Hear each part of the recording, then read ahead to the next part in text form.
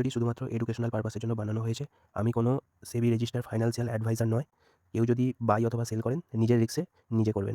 Hello traders, চলো আজ 1 ঘন্টায় মার্কেট কি তৈরি করছে যদি দেখি। আমরা কি দেখতে পাবো যে 1 ঘন্টায় এখন মার্কেট সাপোর্ট জোনে স্টে করছে, ঠিক আছে। তাহলে এটা কি হচ্ছে আমাদের ভালো একটা সাপোর্ট জোন 1 ঘন্টা টাইম ফ্রেমে, ঠিক আছে।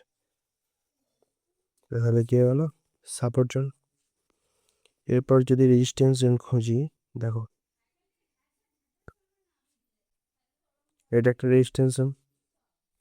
এবার যদি বলি এটা রেজিস্ট্যান্স জোন কেন, দেখিয়ে দিচ্ছি।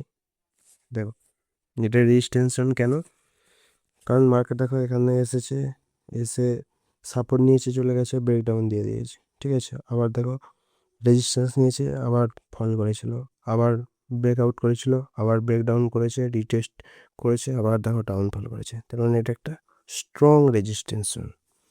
এবার যদি আমরা ভালো করে দেখি, দেখো মার্কেট একটা প্যাটার্ন তৈরি করে ফেলেছে অলরেডি।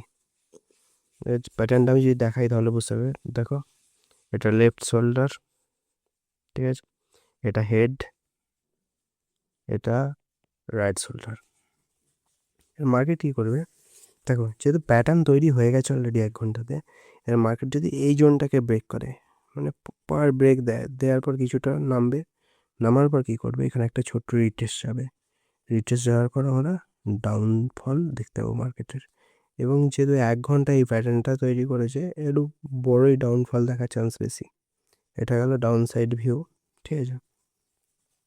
আর যদি আমরা প্রিভিয়াসে যাই, সেখান থেকে যদি জোন টানি, মোটামুটি এই এখানটা করে একটা জোন আসতে চাইছে, ঠিক আছে, যেটা হচ্ছে আমাদের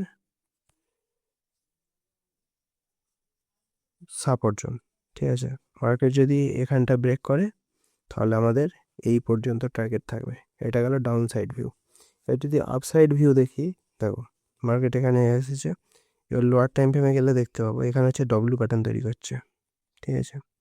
তৈরি করার পর যদি নেকলাইন ব্রেক করে দেয়, এখানটা নেকলাইনটা ব্রেক করে দেয়, তাহলে আমাদের এই নেকলাইনে একটা ছোট্ট রিটেস্ট আসবে এবং এত দূর টার্গেট থাকবে। এটা হচ্ছে আমাদের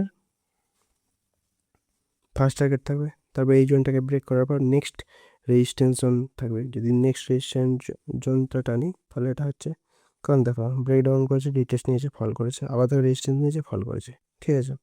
এবার আমাদের সবসময় এন্ট্রির জন্য কনফার্ম এন্ট্রির জন্য আমাদের ওয়েট করতে হবে এবং ঠিকঠাক প্যাটার্ন প্রাইস অ্যাকশন দেখে তারপর এন্ট্রি করে। এখন 15 মিনিটে চলে এসেছি। তো যেটা বলছিলাম ডব্লিউ প্যাটার্ন তৈরি হচ্ছে অলরেডি, ডব্লিউর একটা দিক তৈরি হয়ে গেছে, সেকেন্ড দিকটা তৈরি হচ্ছে। এবার যদি এই নেকলাইনটা ব্রেক করে দেয়, যদি আমরা টানি একটা লাইন, দেখো এটা যদি এই জোনটাকে ব্রেক করে দেয়, করে দেওয়ার পর রিটেস্ট আসে, তাহলে আমরা এই জায়গা থেকে একটা বাই সাইড প্ল্যান করবো এবং ফার্স্ট টার্গেট রাখবো এটা।